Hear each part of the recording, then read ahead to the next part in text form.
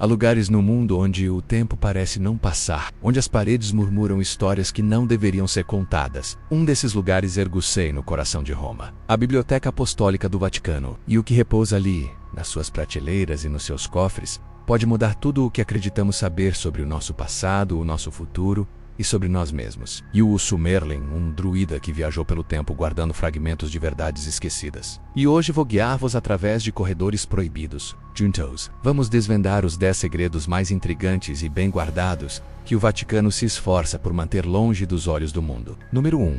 O arquivo da criação, os textos que vieram antes da Bíblia. Nos recantos mais profundos e antigos da biblioteca, longe do acesso público, repousam manuscritos que os estudiosos chamam de textos pré-bíblicos. São relatos vindos de civilizações ancestrais como a Suméria, a Babilônia e o Egito, preservados ao longo de milênios. Estes documentos descrevem a criação da humanidade de uma forma radicalmente diferente daquela que nos foi ensinada. Alguns textos mencionam seres que desceram dos céus para moldar o homem à sua imagem e semelhança. Não de forma espiritual, como se costuma interpretar, mas biologicamente, seriam estes apenas mitos de povos antigos, metáforas complexas? Ou seriam eles registros literais de um evento real? Um evento que o Vaticano considera demasiado perigoso para ser revelado, pois abalaria as fundações da narrativa que construiu. Número 2. O Evangelho de Maria Madalena. Entre os pergaminhos considerados apócrifos, ou seja, proibidos, há um evangelho que, se fosse aceite, mudaria completamente a história de Cristo como a conhecemos. O Evangelho de Maria Madalena revela que ela não era apenas uma seguidora arrependida, mas sim uma discípula de profunda sabedoria,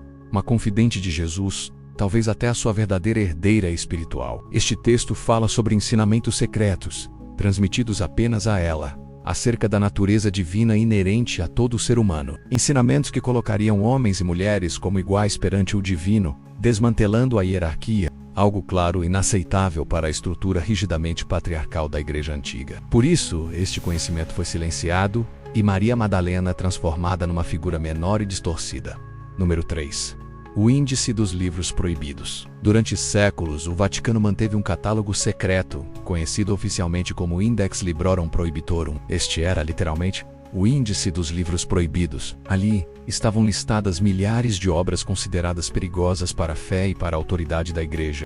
Livros de ciência que desafiavam o dogma, obras de filosofia que questionavam a teologia, tratados de alquimia, astronomia e até textos que exploravam conceitos como magia e energia vital. Entre os nomes censurados encontramos gigantes do pensamento humano como Galileu Galilei, Giordano Bruno e Nicolau Copérnico.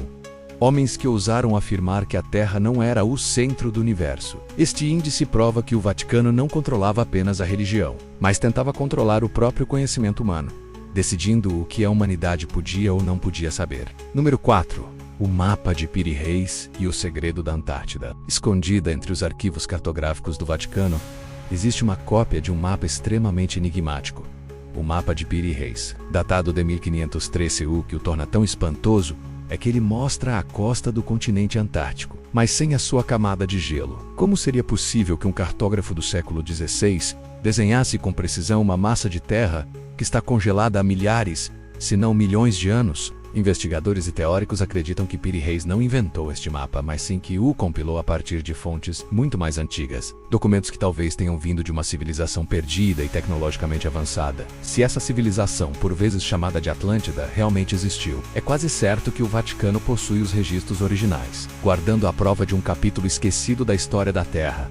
Número 5. O Evangelho de Enoque. Este é um texto apócrifo, encontrado em antigas bibliotecas etíopes e, segundo consta, copiado em segredo pelo Vaticano para estudo interno. O livro de Enoque é extraordinário. Ele descreve detalhadamente a descida dos vigilantes, seres luminosos, anjos ou algo mais, que desceram dos céus e ensinaram aos humanos os segredos da agricultura, da metalurgia, da escrita e da guerra. Mas o mais intrigante é que Enoque narra uma viagem aos céus, descrevendo a Terra vista de cima como um globo. Ele fala de estrelas que se movem em órbitas precisas e de portas do firmamento que se abrem para outros mundos. Como poderia um homem que viveu há milênios ter um conhecimento tão avançado de cosmologia e astronomia? A resposta pode estar trancada nas abóbadas do Vaticano.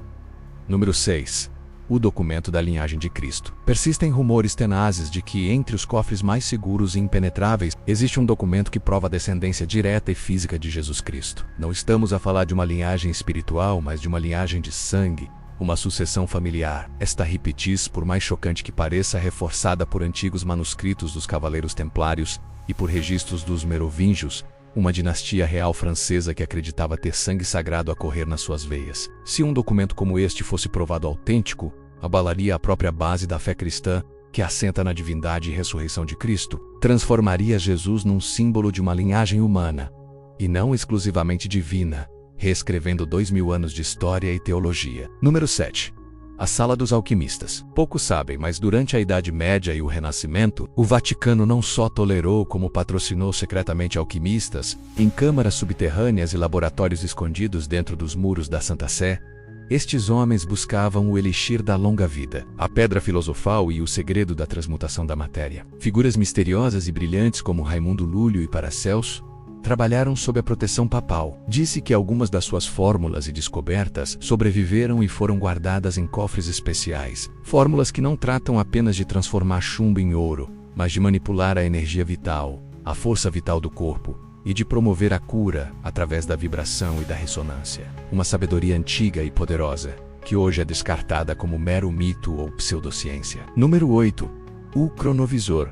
O aparelho que observava o passado. Este é um dos segredos mais polêmicos e fascinantes associados ao Vaticano moderno. O cronovisor seria um dispositivo, alegadamente criado na década de 1950 por uma equipe de cientistas liderada por um padre beneditino e cientista italiano, Pellegrino Ernet. O aparelho não gravava o passado, mas supostamente conseguia sintonizar e captar ecos de energia residual do tempo, permitindo visualizar eventos históricos como se fossem um filme. O padre Ernet afirmou ter testemunhado a crucificação de Cristo, assistido a discursos de Cícero no Senado romano e presenciado a destruição de Sodoma e Gomorra. Após a sua história ter sido divulgada, o Vaticano confiscou o dispositivo e todos os seus planos.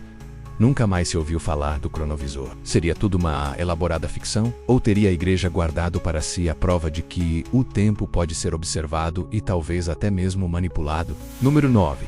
Os documentos extraterrestres. Entre os relatos mais confidenciais e classificados, existem menções de correspondência trocada entre padres, missionários e os astrônomos do Observatório do Vaticano. Estas cartas descrevem objetos voadores não identificados, luzes estranhas e fenômenos que pairavam sobre os céus de Roma e outros locais sagrados. Em 1917, durante o famoso Milagre do Sol em Fátima, Portugal, milhares de pessoas viram o Sol dançar e girar no céu. No entanto, o Vaticano classificou como secretas as descrições originais e mais detalhadas das testemunhas. Alguns investigadores acreditam que a Igreja Católica detém relatórios e até mesmo artefactos de origem não humana, recolhidos ao longo dos séculos. Há quem diga que o próprio Papa João XXIII teve um encontro com visitantes celestes nos jardins do Vaticano em 1961.